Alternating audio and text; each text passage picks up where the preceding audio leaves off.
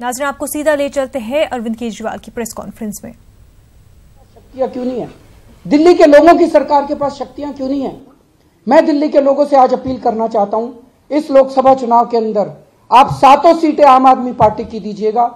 मुझे पूरा यकीन है कि आने वाले 5 साल के अंदर हम संसद के अंदर इन लोगों को, जो भी सरकार बने, संसद के अंदर हम उनको बाध्य करेंगे कि वो दिल्ली को पूर्ण राज्य का अधिकार दिलाए, दिल्ली के लोगों को पूर्ण राज्य का अधिकार दिलाए, दिल्ली के चुनी हुई सरकार को पूर्ण अधिकार मिले, ताकि दिल्ली के लोगों के विकास के लिए वो सरकार काम कर सके।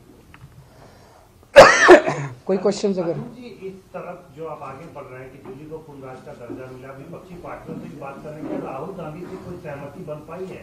समझौते को लेकर के आपने मीटिंग भी की थी। अभी उस दिशा में कोई सहमति नहीं है।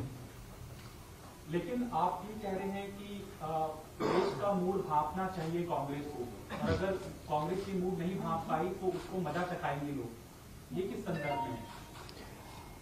मेरा अपना ये मानना है कि आज देश के सामने बहुत बड़ी चुनौती है। पूरा देश चाहता है कि मोदी जी और अमित शाह जी की जोड़ी को इन चुनावों में